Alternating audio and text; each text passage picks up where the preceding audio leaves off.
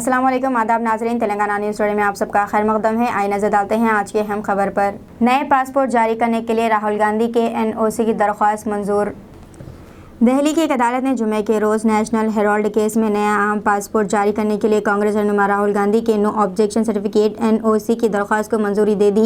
Additional chief metropolitan magistrate वैभव मेहता ने मामले की समाअत के बाद मिस्टर गांधी की 3 साल के लिए नया आम पासपोर्ट जारी करने की दरख्वास्त को मंजूरी दे दी। एडिशनल चीफ मेट्रोपॉलिटन मजिस्ट्रेट वेणुभाव ने बीजेपी लीडर सुब्रमण्यम स्वामी के दलाइल के बाद समाअत जुमे तक मुलतवी कर दी। सुब्रमण्यम स्वामी ने राहुल गांधी की दरख्वास्त की मुखालिफत की है। उन्होंने कहा है कि अगर राहुल बैरून मुल्क जाते हैं तो नेशनल हेराल्ड केस की जांच मुतासिर हो सकती है। वाज़ेह है कि 26 मार्च को मिस्टर गांधी ने सूरत की अदालत से हतक इज्जत के एक मुकदमे में कसूरवार ठहराए जाने के बाद मेंबर ऑफ पार्लियामेंट के तौर पर नाअहल होने की वजह से अपना पासपोर्ट सौंप दिया था।